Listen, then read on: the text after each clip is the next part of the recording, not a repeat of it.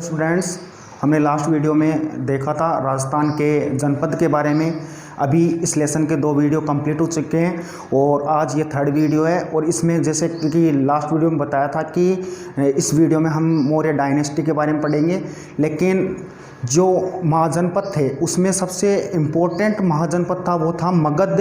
और मगध 16 महाजनपद में से एक ऐसा महाजनपद था जो सबसे पावरफुल था। तो उसी के बारे में देखेंगे, एस्टाब्लिशमेंट कैसे हुई। तो अब देखते हैं एस्टाब्लिशमेंट ऑफ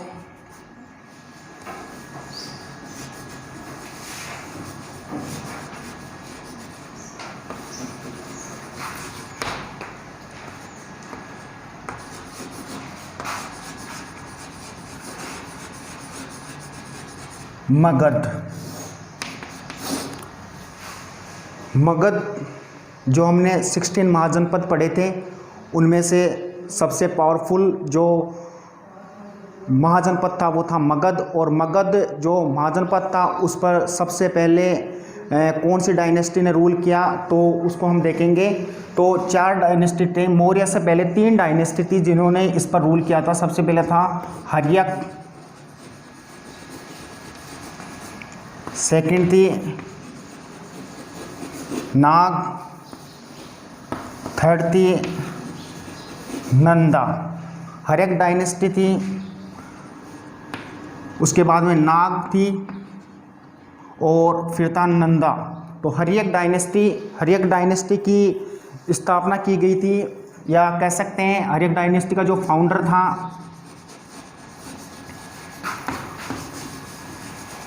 बिंबसार था। बिंबसार का जो सक्सेसर था,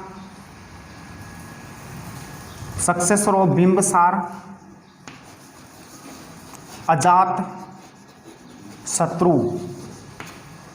तो देखो, सबसे पहले लगभग 544 BC बिफोर क्राइस्ट इसमें हर्यक डायनेस्टी की एस्टेब्लिशमेंट हुई। फाउंडर था बिंबसार, बिंबसार का सक्सेसर था अजातशत्रु। अजातशत्रु का प्राइम मिनिस्टर था या प्रधानमंत्री था इसके कोर्ट में, जिसका नाम था शिशुनाग।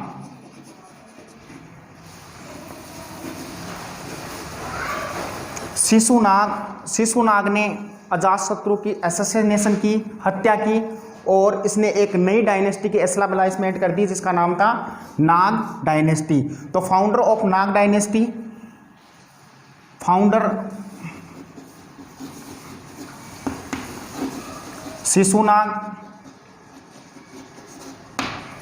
शिशुनाग के बाद में इस डायनेस्टी का जो शिशुनाग का जो सक्सेसर था उसका नाम था कालाशोक। कालाशोक के बाद में इस डायनेस्टी में 2 ही शासक थे, एक था शिशुनाग और एक था कालाशोक। कालाशोक की बाद में नाग डायनेस्टी की एंड हो जाता है और उसके बाद में नंदा डायनेस्टी आती है। नंदा डायनेस्टी का जो फाउंडर था वो था महापद्म नंद। महापद्म नंद क्या सक्सेसर था घनानंद, और कई हिस्टोरियंस इसको धनानंद भी बोलते हैं। तो घनानंद और धनानंद एक ही व्यक्ति था। ये दोनों जो नेम है, कई बुक्स में इसका नाम घनानंद मिलता है, कई बुक्स में इसका नाम धनानंद मिलता है। तो इस प्रकार नंदा डायनेस्टी थी। और नंदा डायनेस्टी के बाद में कौन सी डायनेस्टी आती है? मौर्य डायनेस्टी। तो इस प्रकार 16 महाजनपद थे। 16 महाजनपद में सबसे पावरफुल जो महाजनपद था वो था मगध। मगध में सबसे पहले जो डायनेस्टी एस्टेब्लिश हुई थी वो थी हर्यक डायनेस्टी। हर्यक के बाद में नाग डायनेस्टी, नाग के बाद में नंदा डायनेस्टी और नंदा के बाद में मौर्य डायनेस्टी। तो हमारे जो 10th का सिलेबस है उसमें मौर्य डायनेस्टी से स्टार्ट होता है, तो हम मौर्य डायनेस्टी पढ़ेंगे। तो ये जो धनानंद था ये बहुत ही ऑटोक्रेटिक रूलर था। ऑटोक्रेटिक का मतलब मनमर्जी वाला शासक था। इसने क्या किया, जो जनता थी, जनता पर टैक्सेस का बर्डन बढ़ा दिया, जिसके कारण ये जो जनता थी वो इससे दुखी थी। इसके समय में जो धनानंद था उसके समय में एक फॉरेन इन्वेडर था जिसका नाम था अलेक्जेंडर। उसने आक्रमण किया, भारत पर आक्रमण किया।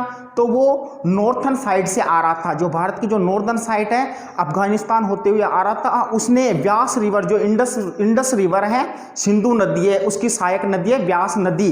व्यास नदी के वेस्टर्न पार्ट, या कह सकते हैं व्यास नदी का जो वेस्टर्न पार्ट था, वेस्टर्न नॉर्थन वेस्टर्न जो पार्ट था, उसको उसने वोन कर लिया था, जीत लिया था, और वो भारत में आ रहा था। लेकिन उस समय रूल किसका था? घनानंद का था। घनानंद के पास एक पावरफुल मिलिट्री थी, लेकिन उसी कारण वो वहाँ से रिटर्न हो गया। लेकिन इसमें कई हिस्टोरियंस हैं, हिस्टोरियंस वो बताते हैं कि उस समय जो तक्षशिला था, तक्षशिला जैसे हमने वो पढ़े थे, ये महाजनपद पढ़े थे, उसमें एक महाजनपद था गांधार। गांधार महाजनपद के बारे में बताया था। इसकी कैपिटल थी, गांधार महाजनपद की कैपिटल तक्षशिला। उस समय जब भारत के पावरफुल किंगडम मगध पर घनानंद का शासन था, उस समय तक्षशिला का आचार्य जिसका नाम था चाणक्य, चाणक्य को विष्णुगुप्त के नाम से भी जाना जाता है, और चाणक्य को कौटिल्य भी कहा जाता है। इस प्रकार चाणक्य के 3 नाम बताए गए हैं, विष्णुगुप्त, कौटिल्य और चाणक्य। तो उस समय लगभग 326 की बात, 326 BCE की बात है कि अलेक्जेंडर का आक्रमण होता है। चाणक्य जो आचार्य थे तक्षशिला के, वो हेल्प मांगने आते हैं किसके पास?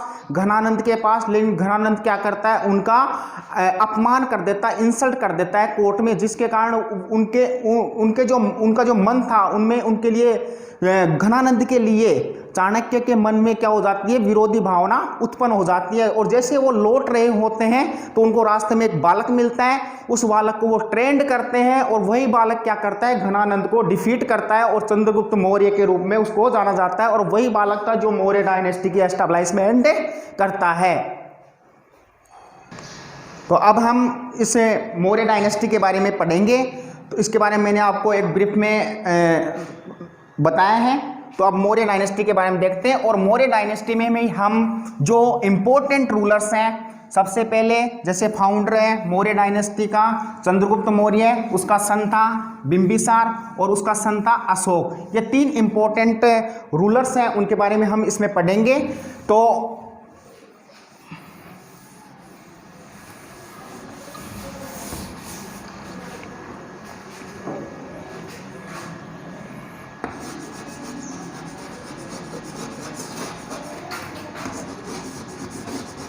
मौर्य डायनेस्टी, या कह सकते हैं मौर्य वंश,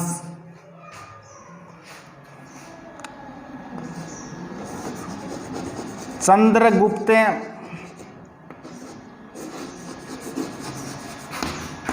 मौर्य,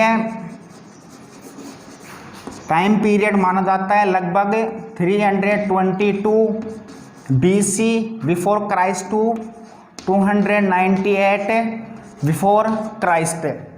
तो चंद्रगुप्त मौर्य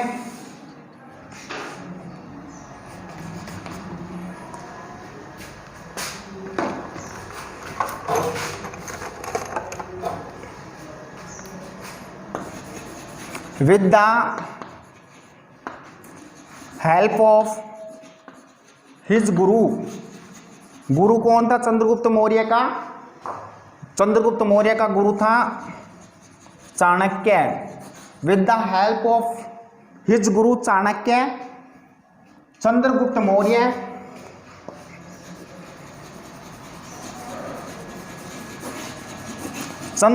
मौर्य डिफीटेड घनानंद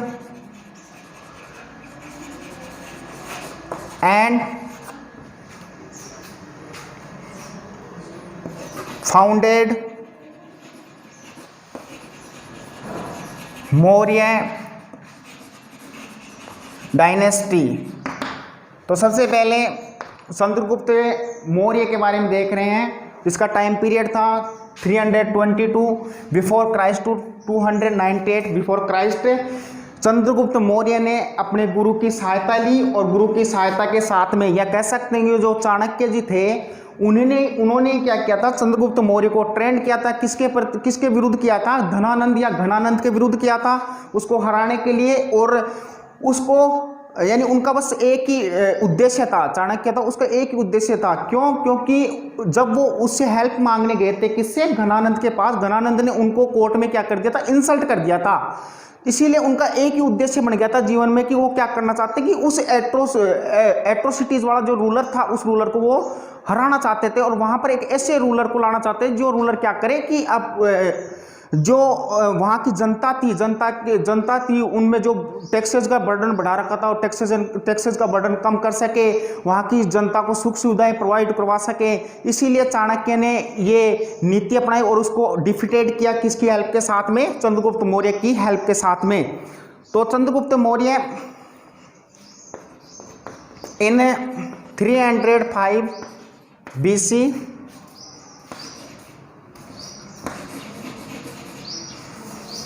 चंद्रगुप्त मौर्य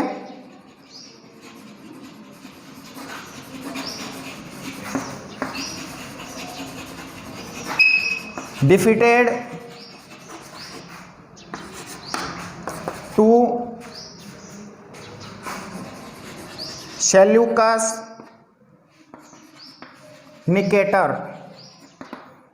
305 BC में चंद्रगुप्त मौर्य ने सेल्यूकस निकेटर को भी हराया। जैसे देखना कि ये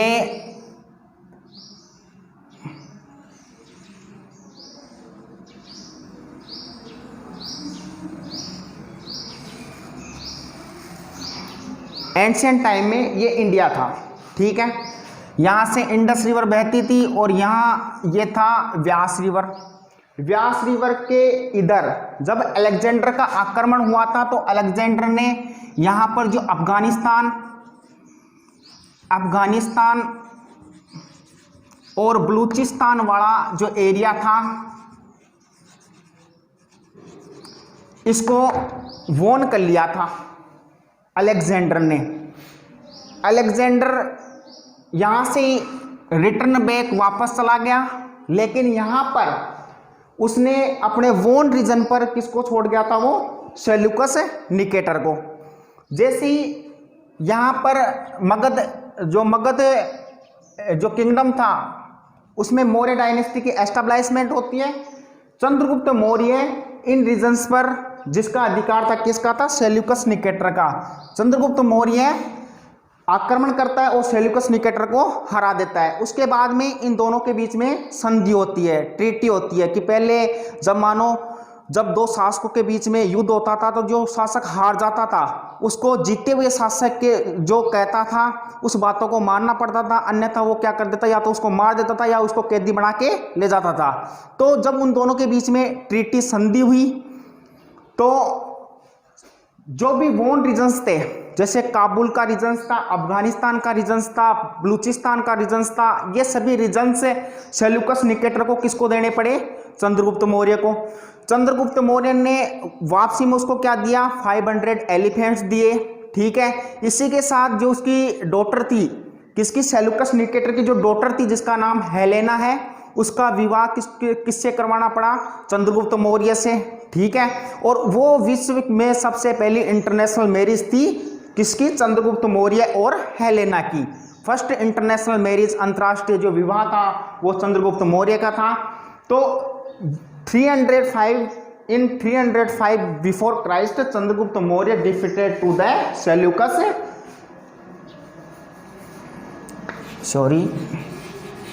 Seleucus Nicator. Seleucus Nicator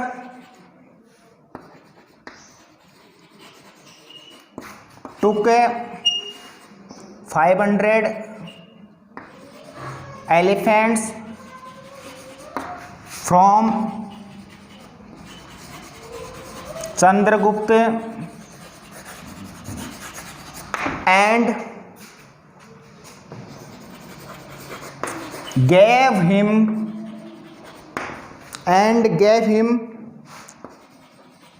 won regions, कि उसके द्वारा जो भी क्षेत्र जीते गए थे वो तो सेल्यूकस निकेटर ने किसको दे दिए, चंद्रगुप्त को, और चंद्रगुप्त से उसको क्या प्राप्त हुए, 500 elephants.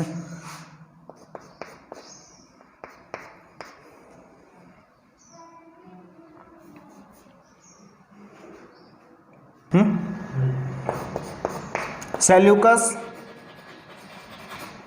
also married to his daughter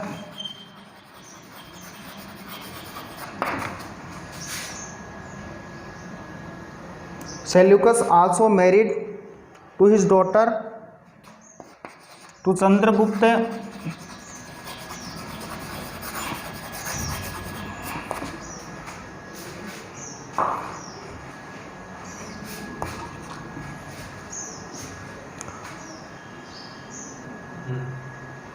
तो Seleucus also married to his daughter to Chandragupta, ठीक है, कि सेल्यूकस ने अपनी पुत्री का विवाह चंद्रगुप्त से भी करवाया, ठीक है।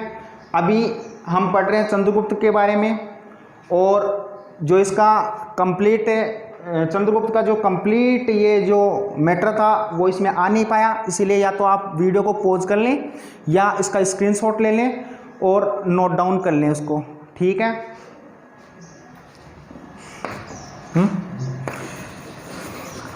Seleucus Nicator also sent Megasthenes in the court of Chandragupta as his ambassador। तो सेल्यूकस निकेटर के द्वारा एक एम्बेसडर भी भेजा गया जिसको बोलते हैं राजदूत, जिसका नाम क्या था, मेगास्थनीज। और मेगास्थनीज के बारे में आप सब जानते हैं, इन्होंने एक पुस्तक लिखी थी जिसका नाम था इंडिका। और इंडिका जो पुस्तक थी उसमें जो चंद्रगुप्त मौर्य है उसके या मौर्य डायनेस्टी का वृत्तांत मिलता है। In the old age Chandragupta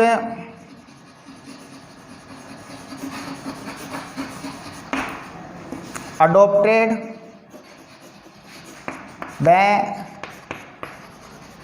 Jain religion.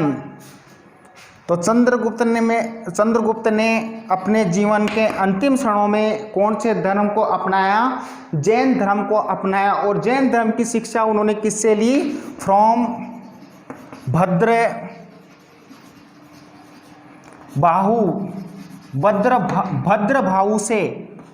भद्रभाऊ से उन्होंने जैन धर्म की शिक्षा ली।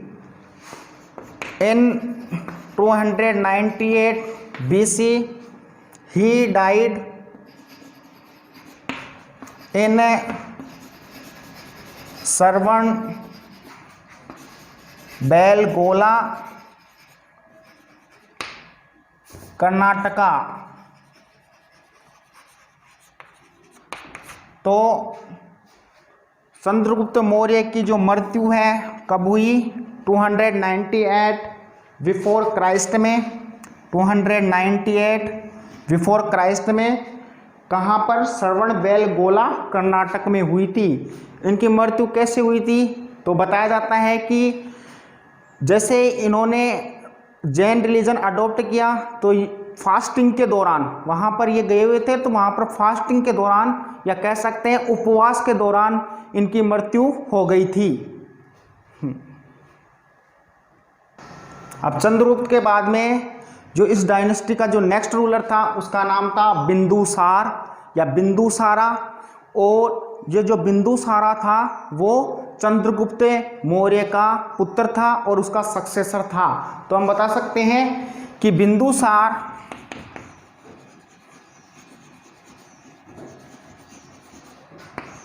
was the son and successor of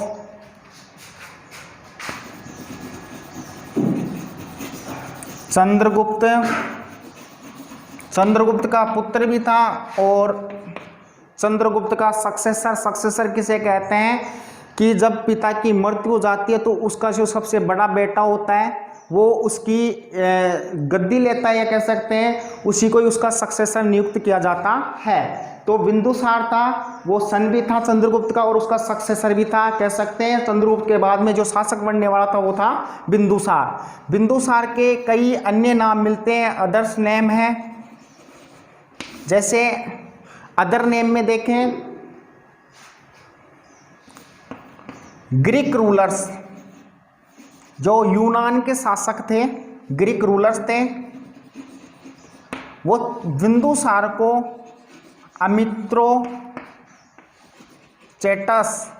अमित्रोचेटस कहकर बुलाते थे।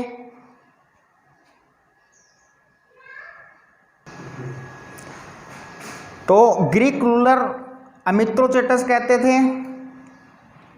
इन वायु पुराण में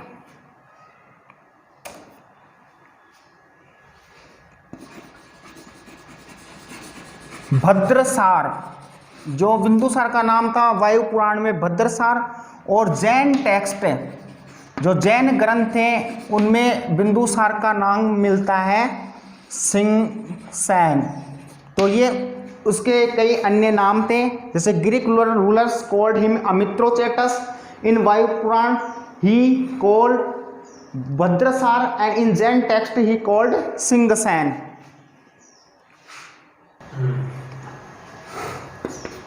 During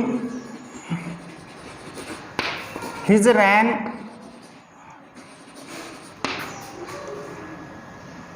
there were two revolts in Taxila. Taxila में दो विद्रोह हुए। तो उसी के शासन के दौरान, किसके शासन के दौरान, किसके बारे में पढ़ रहे हैं, बिंदुसार। बिंदुसार के शासन के दौरान तक्षशिला में दो विद्रोह हुए, जिसको क्रश करने के लिए बिंदुसार ने किसको भेजा था, पहले वाले रिवोल्ट में भेजा था अशोक को, और सेकंड जो रिवोल्ट हुआ था उसमें अपने बड़े भाई को भेजा था जिसका नाम था सुसीम। तो उसके दौरान, उसके शासन के दौरान तक्षशिला में दो रिवोल्ट हुए, जिसको क्रश करने के लिए बिंदुसार ने पहले अशोक को और बाद में सुसीम को भेजा था। तो टू क्रश दिस रिवोल्ट,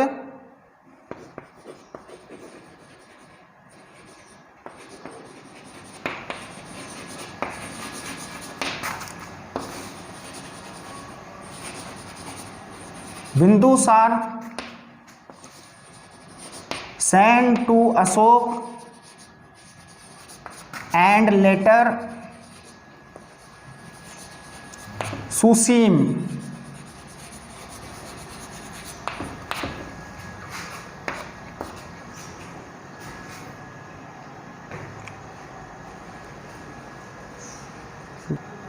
तो वीडियो को पॉज करके या स्क्रीनशॉट लेके आप इसको राइट कर सकते हैं। अब थोड़ा सा और बताते हैं बिंदुसार के बारे में, जैसा कि आपने राइट कर लिया होगा।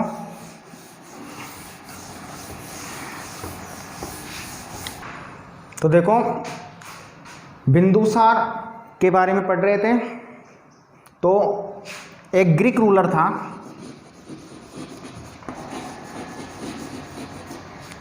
जिसका नाम था एंटियोकस, ने एम्बेसडर भेजा था बिंदुसार के कोर्ट में, जिसका नाम था डायमेकस। तो एक तो ग्रीक शासक ने और एक इजिप्टियन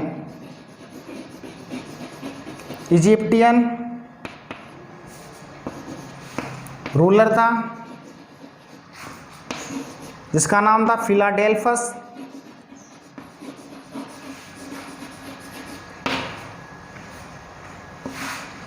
फिलाडेल्फस